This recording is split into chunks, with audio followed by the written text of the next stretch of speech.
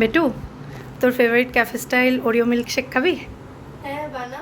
নতুন সেশন শুরু হওয়ার আগে মেয়ের এখন স্কুল ছুটি চলছে। তো মাঝে মধ্যে ও আমাদের সকলের জন্য কিছু রান্না করছে নতুন, আর মাঝে মধ্যে আমি ওর পছন্দের খাবারগুলো বানিয়ে দিচ্ছি। তো আজ যেমন একটু ওরিও মিল্কশেক বানিয়ে দেবো বললাম ওকে। তো তার জন্যই সবার প্রথমে কিছুটা চকলেট এভাবে একদম ছোট ছোট টুকরো করে কেটে নিয়েছি। যে কোনো চকলেট আপনারা এখানে ইউজ করতে পারেন, এটা দামেও একটু কম পড়ে, আর আমি যেহেতু প্রফেশনালি কেক বেক করি সেই কারণে এটা আমার কাছে সবসময় অ্যাভেলেবলও থাকে। আপনারা কিন্তু বাজার চলতি যেকোনো চকলেট এখানে এভাবে ছোট ছোট টুকরো করে নিয়ে নিতে পারেন। কিছুটা একদম মিহি টুকরো করা চকলেট রেখে দিয়েছি সাজানোর জন্য। তো এই চকলেটের মধ্যে দিয়ে দিলাম আমি কিছুটা ফ্রেশ ক্রিম। চকলেট এবং ফ্রেশ ক্রিম মোটামুটি সমান দেওয়ার চেষ্টা করবেন।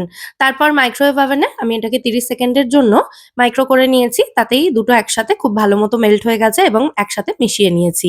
মাইক্রোওয়েভ না থাকলে ফুটন্ত জলের ওপরে বাটিটা বসিয়েও কিন্তু চকলেটটা মেল্ট করে নিতে পারেন। আচ্ছা, চকলেট কতটা নিয়েছি সেটা বলে দিই। চকলেট 50 থেকে 55 গ্রাম রয়েছে, আর সমান পরিমাণে ফ্রেশ ক্রিম দিয়েছি, মানে 50 ml মতোই দিয়েছি ফ্রেশ ক্রিমটাও।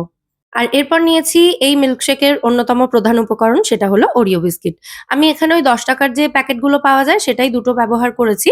আর দুটো প্যাকেটে 10টা বিস্কুট থাকে, সেখান থেকে 8টা বিস্কুট এভাবে ভেঙে একটা ব্লেন্ডিং জারের মধ্যে আমি দিয়ে দিচ্ছি, যে জারে আমি এই মিল্কশেকটা তৈরি করব। আর বিস্কুটের মধ্যে যে ক্রিমের ফিলিংটা থাকে সেটা সমেতই কিন্তু আমি এখানে দিয়েছি। এরপর এর মধ্যে 350 থেকে 400 ml মতো লিকুইড ফুল ক্রিম দুধ অ্যাড করছি। দুধটা ফুটিয়ে ফ্রিজে রেখে ঠান্ডা করে নেওয়া। তারপর যে চকলেটের মিশ্রণটা তৈরি করে রেখেছিলাম সেটা এখানে 3 থেকে 4 চামচ মতো দিয়ে দিচ্ছি। এটা দেওয়া হলে আলাদা করে আর আইসক্রিম দেওয়ার দরকার হয় না, কারণ এর মধ্যে যথেষ্ট পরিমাণে চকলেট এবং ক্রিম রয়েছে। তাই এই মিল্কশেকটা কিন্তু দারুণ ক্রিমি এবং চকলেটি হবে। জারটা এখানে বেশি ভরে যাচ্ছিল, আর জারটা 1/3 পরিমাণ খালি রাখাটা প্রয়োজনীয়, তাই জন্য দুধের পরিমাণটা আমি একটু কমিয়ে নিয়েছি। আর এরপর আমি এর মধ্যে 2 চামচ মতো বা স্বাদ অনুযায়ী সুগার বা চিনি দিয়েছি। আপনারা কিন্তু রেগুলার যে চিনি আমরা ব্যবহার করি বাড়িতে সেটাই দিতে পারেন স্বাদ অনুযায়ী। এরপর জারের ওপরে আমি ব্লেন্ডিং ব্লেডের বেসটা লাগিয়ে দিলাম। তারপর এটাকে ভালো করে ব্লেন্ড করে নেব আমার নতুন আগারো রিগাল পার্সোনাল ব্লেন্ডারে। ব্লেন্ডারটার সাথে 3 রকম সাইজের এরকম প্রিমিয়াম কোয়ালিটির জার আসে, যার মধ্যে থেকে আমি সবথেকে বড় জারটা ব্যবহার করেছি। এটা 700 ml এর। জারটাকে মোটরের ওপরে ঠিক করে সেট করে তারপর এটাকে যদি একটু লেফট সাইডে হালকা একটু ঘুরিয়ে দেওয়া হয় বা ক্লকওয়াইজ ঘুরিয়ে দেওয়া হয়, তাহলে এটা সুন্দরভাবে লক হয়ে যাবে এবং এটা কিন্তু আপনা আপনি চলতে শুরু করবে। তো আমি জাস্ট 15 সেকেন্ডের জন্য এটাকে ব্লেন্ড করেছি। মাঝে আমার মনে হলো এতে সামান্য একটু কফি পাউডার অ্যাড করলে এর টেস্ট আরো বাড়বে। তাই সামান্য একটু ইনস্ট্যান্ট কফি পাউডার এতে আমি অ্যাড করছি। হাফ টেবিল চামচ এখানে আমি ব্যবহার করেছি। আর তার সাথে মিল্কশেকটা সাজানোর জন্য আমি একটু ক্রিম হুইপ করে রেখেছিলাম আগে থেকে। সেই হুইপ ক্রিমটা সামান্য একটু দিয়ে দিচ্ছি। জাস্ট ওই 1 টেবিল চামচ মতো। খুব বেশি দেওয়ার দরকার নেই, না দিলেও কোনো অসুবিধা নেই। তবে হুইপ ক্রিমটা দেওয়া হলে মিল্কশেকটা খুব সুন্দর ফ্রদি হবে, তাই অল্প একটু দিয়েছি। তো এটাকে আবারও আমি একবার ব্লেন্ড করে নেব 10 থেকে 15 সেকেন্ডের জন্য। বাড়িতে বাচ্চাদেরকে এরকম মিল্কশেক বানিয়ে দিলে তারা মিল্কশেক খাওয়ার জন্য ক্যাফেতে যাওয়ার বায়না আর করবে না। যাই হোক, মিল্কশেক এখানে এক্কেবারে রেডি হয়ে গেছে। এবার এটাকে একটু ক্যাফে স্টাইলে ডেকোরেটও করে নেওয়া যাক। তো যে চকলেটের মিশ্রণটা আমি বানিয়ে রেখেছিলাম, সেই চকলেটের মিশ্রণটাই গ্লাসের গায়ে প্রথমে এভাবে একটু লাগিয়ে দিচ্ছি। এতে খুব সুন্দরভাবে ড্রিপ হয়ে পড়বে আর দেখতেও খুব ভালো লাগবে।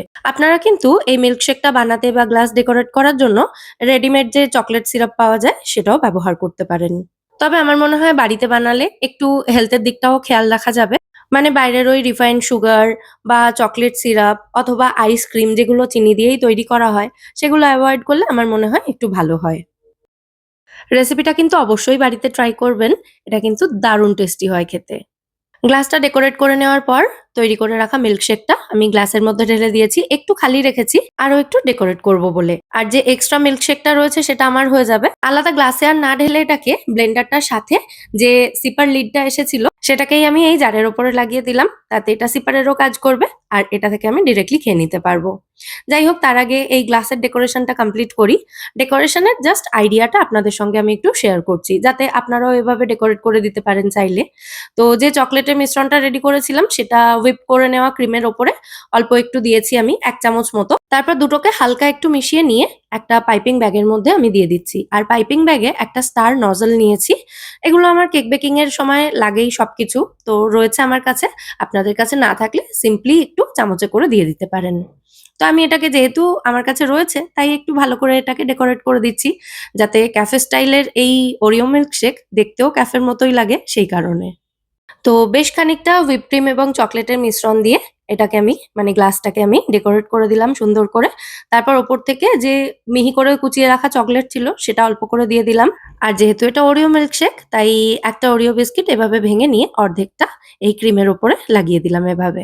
এরপর একটা স্ট্র দিয়ে দিলাম গ্লাসের মধ্যে এবং আমাদের ওরিও মিল্কশেক মানে cafe style Oreo milkshake serve করার জন্য একদম রেডি। চলুন তাহলে গিয়ে দিয়ে আসি যার জন্য বানালাম। Your Oreo milkshake. Wow so pretty, পুরো ক্যাফের মতন ডেকোরেশন হয়েছে। খেয়ে দেখো এবার কেমন হচ্ছে।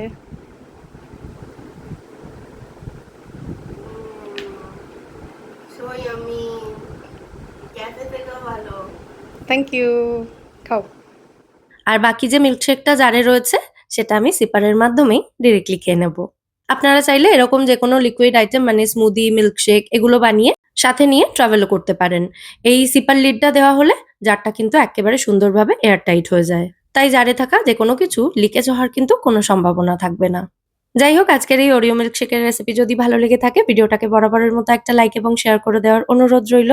সাথে এরকমই নিত্য নতুন রেসিপি পাওয়ার জন্য অবশ্যই চ্যানেলটা সাবস্ক্রাইবও করে নিতে পারেন। আজ তাহলে এ পর্যন্তই, আবার দেখা হবে পরের পর্বে। সবাই সুস্থ থাকবেন, ভালো থাকবেন এবং সব্বাইকে খুব ভালো রাখবেন। নমস্কার।